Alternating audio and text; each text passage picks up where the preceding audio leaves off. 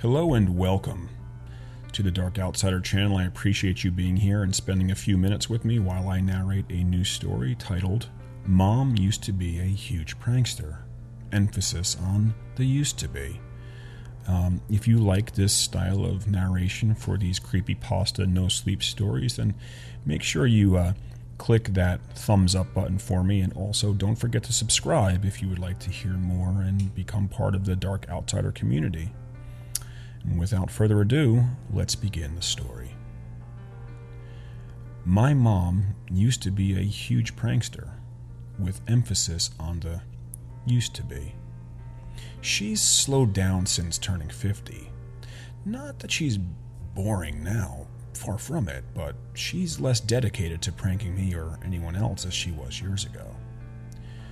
One day when I was 15, I came home from school and looked in the mailbox. Inside was an envelope, a blank one. It wasn't signed, there wasn't a stamp, nothing. Simply a pure white envelope. I opened the envelope and read the letter inside. Hey, little brother, it's been a while. In fact, the last time I've seen you, you were just 2 years old. By the way, it's your older sister. Shocking, right? I hope Mom told you about me. This introduction weirded me out, but looking at the childlike handwriting of the letter, I assumed it was my mom trying to pull a fast one, so I kept reading. I was honestly hoping for some funny twist at the end of the letter or something. Hey, I'm sure you've grown a lot and changed. I just hope you still remember me and all our moments together from your childhood. We had done so many things together before I left you and our parents. At this point, it started feeling weird. Mom and Dad divorced when I was 3 or 4. She never spoke about that. She wasn't happy whenever somebody mentioned him around her. He paid child support and Mom worked her ass off, so I never had anything missing in my life.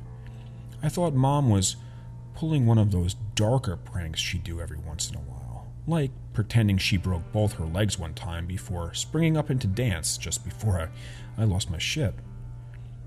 I kept on reading. If you don't remember, allow me to remind you. I was there when you walked for the first time. I was there when you said, Mama, for the first time. All these big moments, I was there. I also tried forcing you to play with my dolls, but you were having none of it. It was such a mess. I'm sorry about that. I hope you're not mad.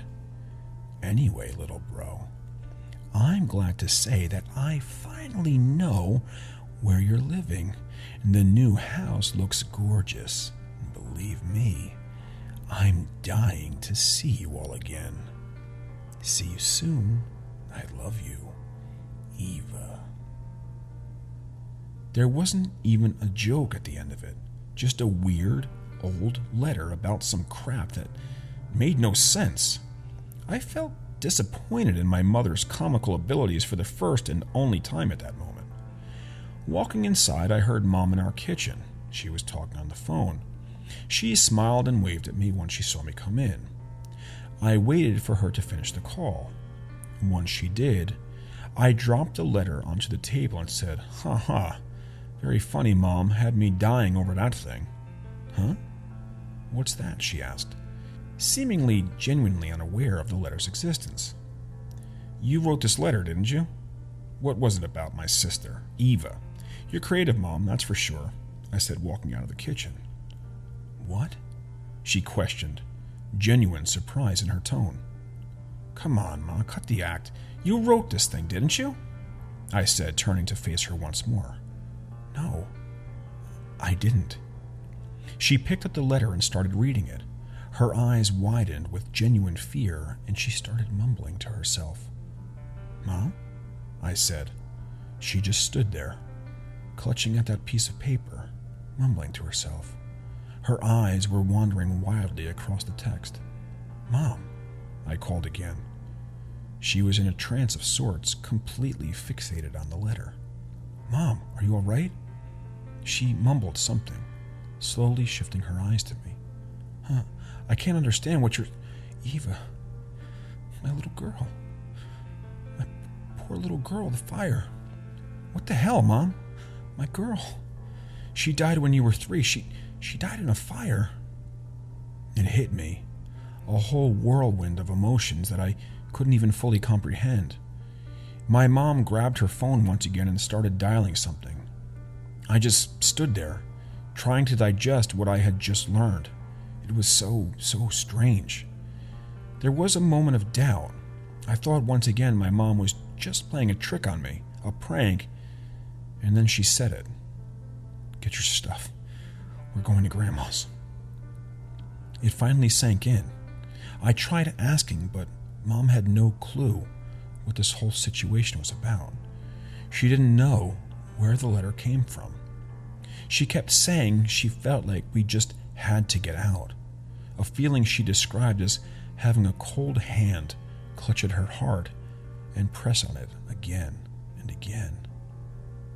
We moved to my grandmother's, and on the way there, I learned that I had a sister 10 years older than me, my sister Eva. She died falling into a pyre during a local festival. The death of Eva caused a local uproar, and it was all over local media. It also tore my family apart. The death of my sister led to the divorce of my parents. No wonder Mom never spoke about it. Our house caught on fire the next morning. No one knows what happened.